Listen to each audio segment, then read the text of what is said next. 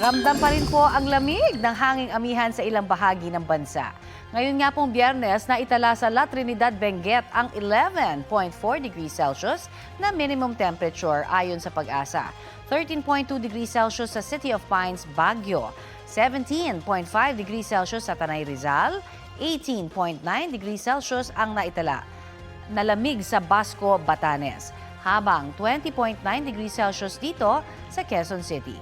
Buong Luzon at ilang bahagi ng Visayas ang apektado ngayon ng amihan. Habang uulanin naman ng husto ang Caraga Region, Eastern Samar, Leyte, Southern Leyte at Davao Oriental dahil sa shear line. Pinaalerto ang mga residente sa banta ng baha o landslide sa gitna ng pag-ulan doon. Umaga po bukas, posible ang light to moderate rain sa ilang panig ng Mindoro, Bicol Region, Visayas at Mindanao base sa rainfall forecast ng Metro Weather. Pagdating ng hapon na gabi, uulan na rin ang ilan pang bahagi ng bansa. Samantala, umaga ng linggo, unang araw ng Pebrero, posible ang ulan sa Bicol at ilang lugar sa Mimaropa Region at Visayas. Magiging malawakan sa bansa ang ulan pagsapit po ng hapon at gabi. Mababa naman ang tsansa ng ulan dito sa Metro Manila ngayong weekend.